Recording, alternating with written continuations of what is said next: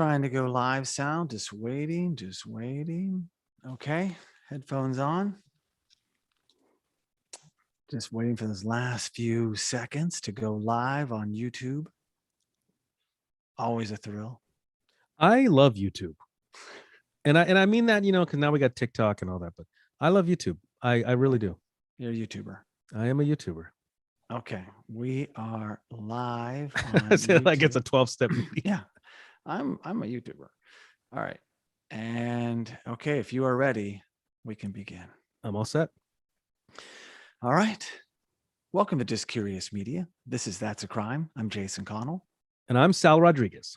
All right, Sal, we are back for another crime. Yeah. And I hope you read slowly on this one. Speak slowly, read slowly, because you know what? There's a lot of information to digest. This is not a simple crime. No, it is not a simple crime. We will discuss it nice and slow, Sal. For me. And today we are breaking down the true crime story of the hackers steal the hackers steal $30 million in Bitcoin and Ethereum from crypto.com in 2022. So Sal, this is the first crime we've done. 2022? This is right now. This is so current. Whoa, this is the most recent crime we've ever talked about ever. We're on the coattails of this crime. Wow. So yeah, sorry for my stumble there. I was so excited to get to it. You made me think about reading slow. I stumbled out of the gate. But before we go any further, Sal. Oh, yes. How about a word from our sponsor? Support for That's a Crime is brought to you by Manscaped, who is the best in men's below-the-waist grooming and offers precision-engineered tools for your family jewels. Join over 4 million men worldwide who trust Manscaped. And with this exclusive offer, you'll get 20% off and free worldwide shipping with the code thatsacrime at manscaped.com. Very good. Okay, back to the hackers. So Sal, much like on our earlier episode, illegal Bitcoin mine raided in 2021. Yeah. Perhaps it's best to start with a few definitions of maybe Bitcoin and Ethereum, just real basic stuff. We're going to take a leap of faith that people have heard of cryptocurrency by now. I'm going to assume that. I mean, or at least know just enough to be able to follow along. Yeah, exactly. So Bitcoin is a decentralized digital currency that you can buy, sell, and exchange directly without an intermediary like a bank. And Bitcoin's creator, Satoshi Nakamoto, originally described the need for an economic payment system based on cryptographic proof instead of trust. And I like that idea. I like that. You know why? You know why I like that? Because currently, before cryptocurrency, really you have to involve a bank. Exactly. At some point in the transaction. Yeah, whether it be a check or even Venmo, whatever. Even PayPal, anything has a bank backing. There you go. And I never liked the idea that you have to involve a bank. Yeah. Like I always kind of resented that we have to have the bank involved, which is why I was a big fan of cash and still am a big fan of cash. I feel like cryptocurrency is for the lovers of cash. Yeah. Like it may seem counterintuitive that, well, if you love cash, why would you like crypto? But crypto would be like cash, unlike checks and PayPals, right? Right. I wish we lived in a barter system. A barter town. Yeah, I got it. I'll give you that haircut if I get this in exchange. So, and you've got a lot of bartering stuff there, Sal. You could barter your way all over the place with all that collection behind you. I understand collectible toys will be the currency during the apocalypse. You are ahead of the curve, way ahead. So now Ethereum is a platform powered by blockchain technology that is best known for its native cryptocurrency, but it is also a programmable blockchain that finds application in numerous areas, including DeFi, decentralized finance, smart contracts, and NFTs, non-fungible tokens. And so in layman's terms, NFTs are essentially one-of-a-kind digital assets. I'm sure you've heard of them now. A lot of buzz going on. Oh, yeah. And I got to say this as well. The founder of Ethereum, he founded it at 21. He's 27 now. But Vitalik Buterin, unbelievable. This guy, obviously kid genius. Well, he's going to be, I don't know if he's already, but will be on the famous Forbes 40 under 40. There you go. Yeah. Should be on the 30 list too. Yeah, yeah. It doesn't make me feel bad about my life at all. These guys. Well, now, as far as crypto.com goes, I mean, this is the well-known cryptocurrency exchange. Yeah. And I've heard of them. I have, but personally, I use Coinbase and Voyager as well as Robinhood for my very minor crypto holdings, I should add. But I was aware of crypto.com, thought about using them, but kind of went with these other platforms instead for whatever reasons. I heard recommendations, so they have better offerings, and I got into it a few, a year or so ago. But crypto.com's popularity has been growing, I've noticed. And most recently, they're running this viral commercial you may or may not have seen with Matt Damon in it. I haven't seen that one. No. You haven't seen it? Well, it runs a No. lot during football games. And also, I'll go to the movie theater and there's the commercial again. So it's Yeah. getting lots of airtime. Wow. And I'm just curious if it's Matt Damon because he played a mathematician in Will Hunting. Is there any connection there? Or is it just because we trust Matt Damon so much? I forgot that he was a mathematician. I remember him being a genius in Good Will Hunting, but I don't remember his topic. Well, he was a genius who they tried to make be a mathematician, but he could Okay. figure all those things out. So he's so brilliant. He knows all the, he has all the answers. So anyway, maybe there's a tie in there. But speaking of celebrities beyond Matt Damon, there's commercials running constantly with Tom Brady endorsing FTX, which is another cryptocurrency exchange. So it's obviously a growing force. These exchanges, these celebrities getting behind it.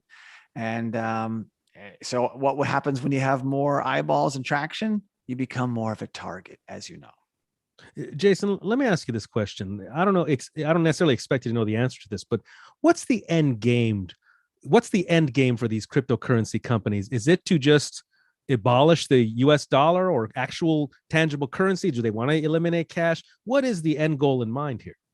Yeah, there's some maximalists who would probably agree with that. I am not of that. Like, oh, the dollar's dead. It's got to be digital currency. I don't think anyone wants to be left behind, Sal. Even that commercial with Matt Damon, that's what it's about. Like, take a leap forward, these moments in time. And he's kind of like in the National Museum or maybe even the Smithsonian, but you see these, like an inventor, and he's like, this is that next step, go with us into the future. I think that's part of it. No one wants to be left behind. And there are these maximalists who say, hey, here's every reason why your dollar's not going to be worth anything in 3 years. So I like to kind of never be on one side or the other, just kind of in the middle. I'm interested in it, but I'm, a small player. These platforms are competing against each other, Sal. They're trying to get customer bases. I mean, even when I was learning more about it, there's a lot of, FTX wasn't even around that I knew of.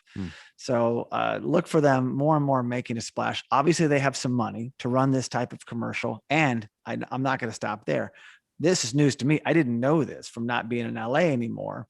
I keep tabs, but not everything's on my radar right now. But crypto.com made a splash recently with a $700 million deal to rename the Staples Center in Los Angeles.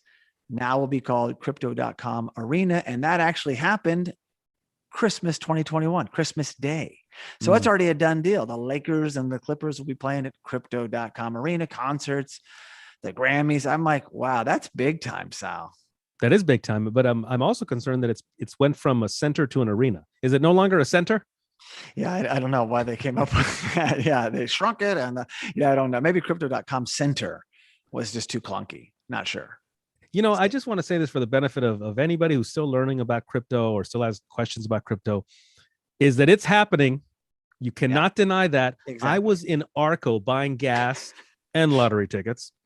Hello. And I see a Bitcoin ATM. There's an ATM, says Bitcoin. So I guess you go up, put your card in, and you can exchange some of your Bitcoin net worth for what, 20, 30 bucks? How much are you going to take out of the ATM at the Arco? What, 40 bucks? Whatever you want, a couple hundred. I mean, I'm sure it's on the fractional withdrawal system. Whenever I bought crypto, I'm not buying whole crypto. So it's like all fractional. Sure. So yeah, they might go up and say, give me $100. It's like an ATM, but I don't advise that. It's such a volatile thing. Do you really want to spend $100? It goes back to that guy who bought 2 pizzas worth, billions of dollars of crypto now. Yes, so when do you really want to start using it? Right now, there's a lot of people are just becoming, holders hoarders. They're just getting it and seeing what happens. So Wow. I'm not that fluid where I want to spend it. Now I do have a couple of Dogecoin, and more platforms are using that now, like AMC and other things are like, hey, you can use your Dogecoin. Well, that's under $1, right? So if you're spending that, the chances of that hitting these highs that we're seeing with Bitcoin and Ethereum, I'd be more apt to use that. But I have a card from Coinbase. However, there's a transactional fee, and Sal, I hate transactional fees. So I've never used it to spend any Doge or anything like that. I hate fees too, and I remember I always say back in my day in the internet, back in the early internet, you didn't have to pay any fees. There was no service fee. Free. That's how they got you to buy on the internet, is by telling you there's no fees. Now that everybody's online, they're like, fees are back, and we're like, oh, and I'm like, back in my day, and I'm the old guy. Yep, I know. But anyway, my point is, Jason, please, ATMs at the Arco. Yep. It's here. It's happening. Look around. And yes, don't miss out. I would just caution anybody, and I'm saying this for myself and others, do not miss out, because it's happening now. It is. So as for the crime that we're here to cover. Oh, yeah. With the hackers. On January 17th, 2022, also Martin Luther King Day, Crypto.com was attacked by cybercriminals who breached its security systems and made off with more than $30 million in stolen Bitcoin and Ethereum. Oh, and there's no information at this time, as far as we know, on who did it. So I'm assuming there's no arrest. And Sal, bigger question.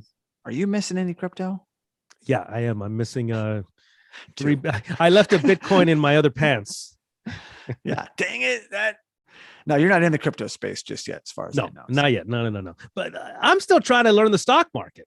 Now, all of a sudden, they pull the rug out from under me, So as for the cyber attack, Crypto.com said the hackers managed to bypass its two-factor authentication system. And it's also known as 2FA. They use this little lingo, and we'll use it in this episode a lot. Yeah. But they withdrew the funds from 483 customer accounts, Sal. So they got in there, got access, and we'll talk more about that shortly. But let's go over the totals first. And the unauthorized withdrawals totaled. Wow. Go ahead, tell us.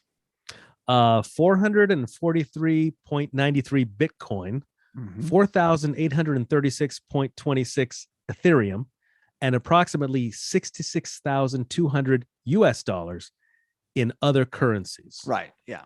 Okay. They just had that in the article. We needed to include it. But Sal, I included the day's highs below for you to take a look at on that particular day, because it's such a volatile market. It's hard to really know, but what those two cryptocurrencies were worth at that time. Bitcoin was at 43,179.39 and Ethereum 3,355.82. Again, those were the highs for the day. But if you took, I kind of went off what I read, and here's how much was stolen, approximately 18.6 million in Bitcoin, 15.2 million in Ethereum. That's a lot of money. That gets you over the 30 million mark. It's just north of that.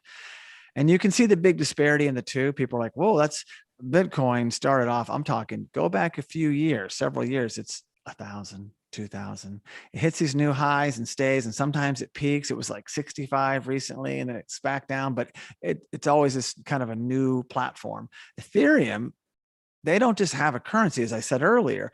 They're also a platform that people can make NFTs on. And so I've always said, like, that's a very robust, a great market to be into, because it's not just this coin that's going to go up and down. Like Doge is this kind of like fun, mocking coin, that came out. It is kind of a joke coin. It's like a dog, Dogecoin.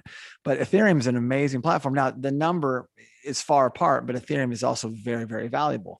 But you can see, how much was stolen from each. And I'm a customer. I'm a small player, Sal. I wake up in the morning and see that my accounts are dipped and I didn't do it. I've never taken Ethereum or Bitcoin out of mine. I would be panicking. Well, you'd have to exactly know how much you had. For example, it says here, withdrew the funds from 483 customer accounts. So that amount that they stole, 18.6 million in Bitcoin, 15.2 million in Ethereum, was spread out over 483 accounts, right? Okay, so each of those people, I wonder how long it took for them to be made notified. Did they realize right away? Did the bank have to contact them? I mean, would you notice automatically, like tomorrow, if you look at your account, you're going to know if you might get alerts, alerts, like, hey, you had a withdrawal. I have alerts on. So that's a transaction that would notify me. And yes, that did happen. I don't get into the customers because it was not that much information, but there was a lot of panic. Like, hey, what is this? And they were tweeting, they were texting. Some people just tweet, so it's answered probably faster because they're trying to put a fire out. Well, here's some good news, just to let everyone know. All of the funds that were stolen were fully reimbursed. Whoa. And Sal, that's not always the case. I have heard horror stories in the past where crypto was gone. It's like, sorry, customer. So that they were immediately, and again, this is crypto.com. Things are different now. They've got a lot of publicity, a lot of press. So they reimbursed everything, but they were trying to put a fire out, appease their customers, and figure out where they're being, what's compromised, how are these hackers getting in, and what can stop them. And we'll get into the weeds a little bit on this in a minute, but wait, Jason, let me ask you this. When you say that they were fully reimbursed, do you mean crypto.com reimbursed them? Yes. Wow. Okay. So you know what? It's like, Sal, you're missing 3.5 crypto and which would be pretty good money. And you're missing 30 Ethereum. It's back in your account now. You know what? That's commendable. Exactly. Well, they're trying to build trust. Yes. This isn't some fly-by-night operation. I mean, they got Matt Damon, Sal. Matt Damon. And they've got Staples. Sorry, not ex-Staples Center. Yes, I'm assuming the Lakers and the Clippers are going to play there. I have not read that. Maybe, who knows? But they have that place now, the crypto.com arena. So according to CoinDesk, a publication puts out articles, about 4,600 Ethereum were reportedly stolen from crypto.com. Well, sorry, we already know that, but 4,600 of the ones that were stolen from crypto.com were being laundered on Tornado Cash. Now, Sal, that is a platform built to improve transaction privacy by breaking the on-chain link between source and destination addresses.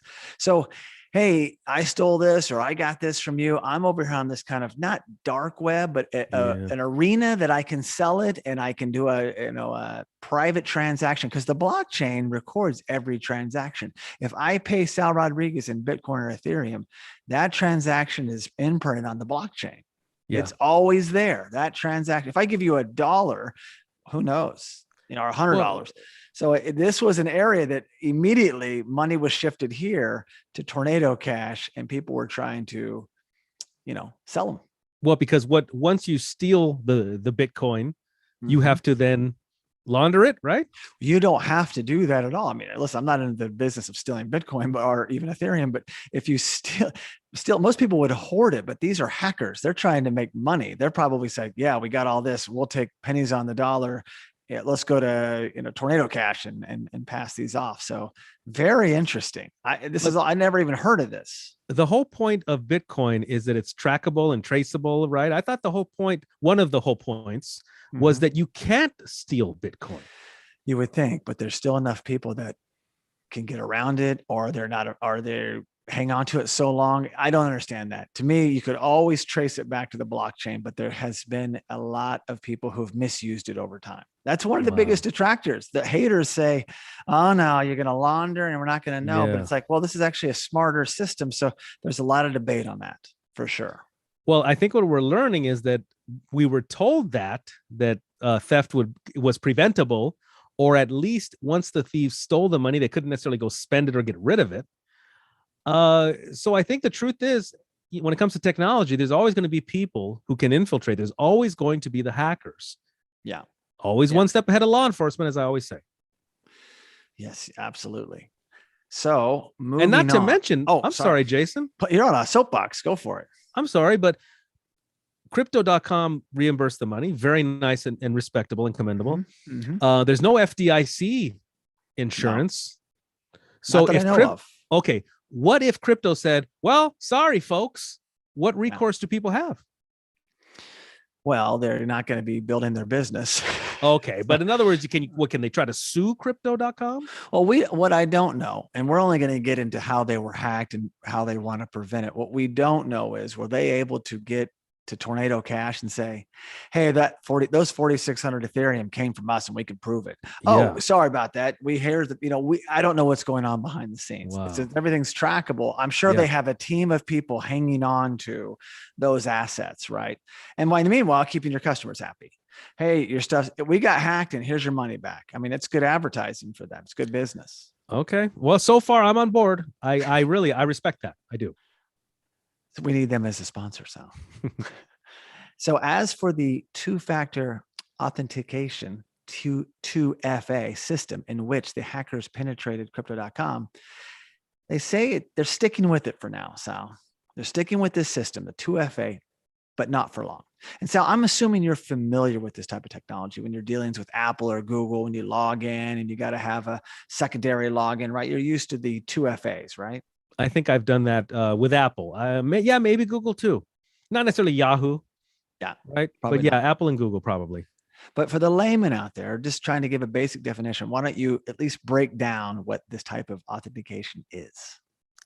Essentially, this multi-step security system requires users to provide two distinct forms of identification, such as a one-time passcode in addition to a password when logging into an online account. The commonly used security measure provides an extra layer of protection against weak passwords, which mine are, while being used by industries across the board. 2FA is considered a must for digital currency accounts. Okay, but now upon discovery of the breach, Crypto.com revoked all customer 2FA tokens and used the 14 hours of downtime from withdraw activity to revamp.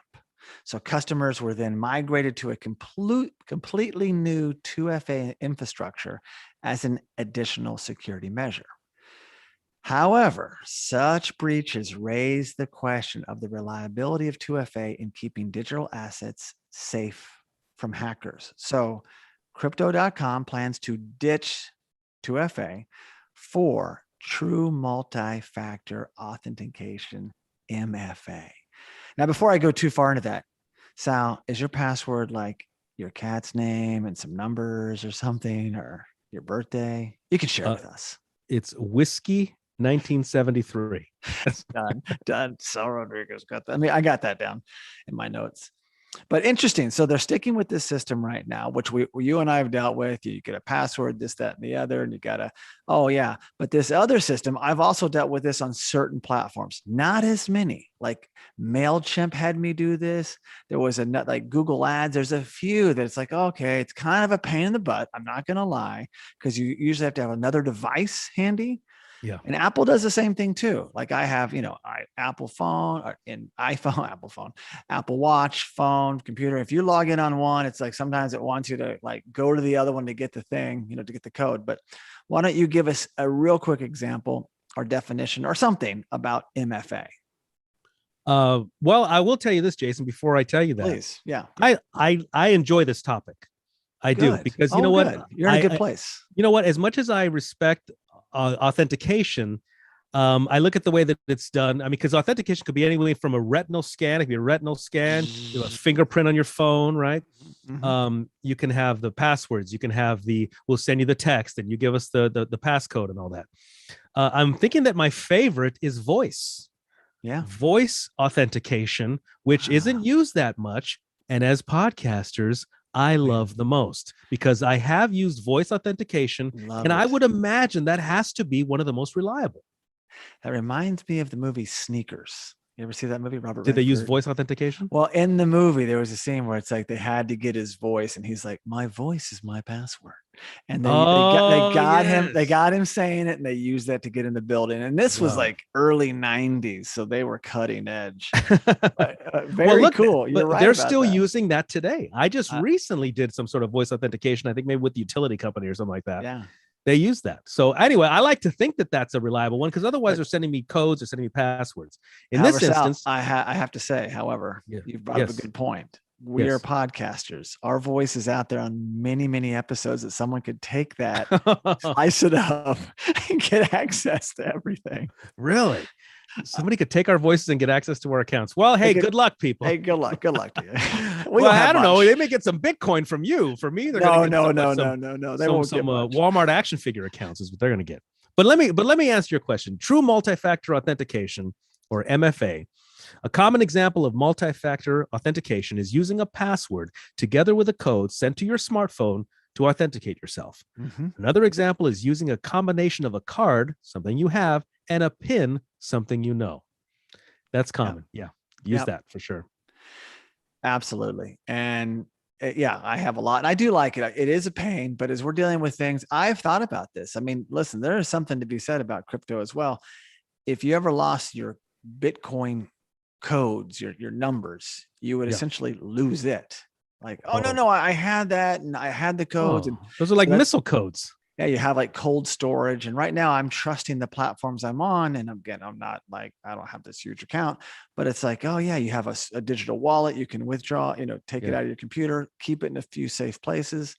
But as you get into this type of technology, you realize like, I want more barriers. I want more barriers. I got to authenticate here. I got to authenticate there. So I used to think, oh, what a pain. But now, I mean, this is, next level. And I like that crypto.com is doing it. I'm sure the platforms I'm using are on the same path, Coinbase and Voyager, as well as Robinhood. But unfortunately, Sal, despite these efforts to go to this new, tighter system, which need to happen, of course, to ensure trust and faith, criminals, hackers, scammers will inevitably be lurking in the shadows, I'm afraid. As we've said on previous shows as well, episodes, they're always one step ahead. It's like the bar is here. The criminals are here. I mean, it's inevitable, right? It's how it works. Jason, in not only stories that you and I have covered on That's a Crime, but just flipping through the web and reading about other cyber crimes. Mm-hmm. Is it just me, or is nobody ever caught? Totally. Oh my God. Well, we did have a hacker get caught. Remember that? Which guy was that? Facebook, Google. Oh, yes. It was a pretty elaborate scheme. He sent the fake invoices. Yeah, but he did very well for a long time, and probably too well, and milked it too much. But that was a catch, and I was happy to see that. Wow. So. Okay. Well, I have mixed emotions about the whole thing. I'm not like hating the guy who robbed crypto, Yeah, right. It's not like he stuck a gun in someone's face and stole their wallet, that guy I want off the street. These people, of course, I don't want them doing this, but at the same time, I mean, how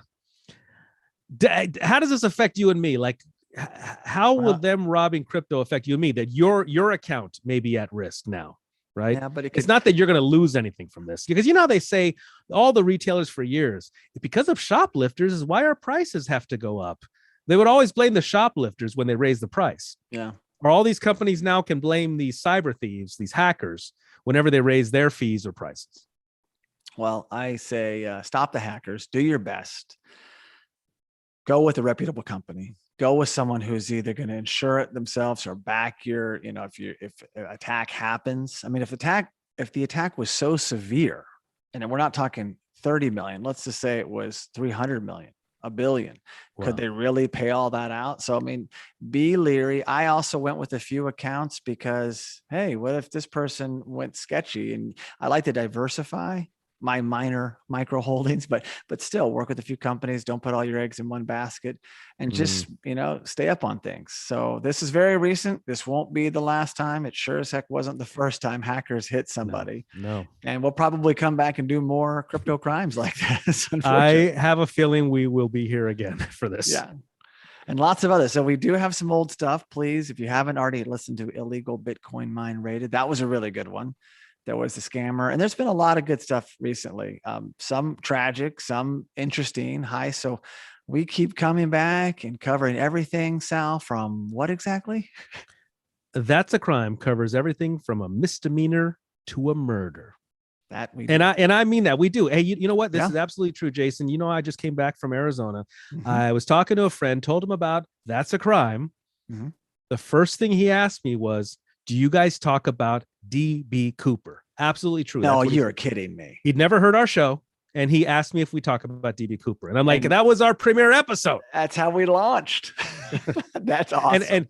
And he and I talked about what a perfect crime that was. So has he listened to the podcast? I don't know. I don't think, well, he hadn't then, and I don't necessarily know if he has now. I don't know. But I mean, it was such a crime for the ages. And you know what? It's almost like that crime, the DB Cooper crime, kind of set the standard for crime as far as I'm concerned. Yeah. A great episode. So if you haven't heard that one yet, please go back to our first episode. But, we're in our 20s now. This is like our 24th crime or something like that. So a lot more to come. Super exciting, Sal. And that's all I got. Nice. Well, I'll be back next time for sure. So unlock your confidence and always use the right tools for the job with Manscaped. Get 20% off and free shipping with the code thatsacrime at manscaped.com. So thank you so much for listening, and please be sure to subscribe to the That's a Crime podcast, as well as the That's a Crime YouTube live channel. You can also really help us by giving the show a 5-star rating on Apple Podcast. And for all you listeners that enjoy sharing your thoughts, you can leave us a review on Apple Podcasts, send us a direct message, or post a comment on any That's a Crime social media platform. We also highly recommend checking out our other podcast and visiting justcuriousmedia.com. All right. Great job. Thank you. Nice.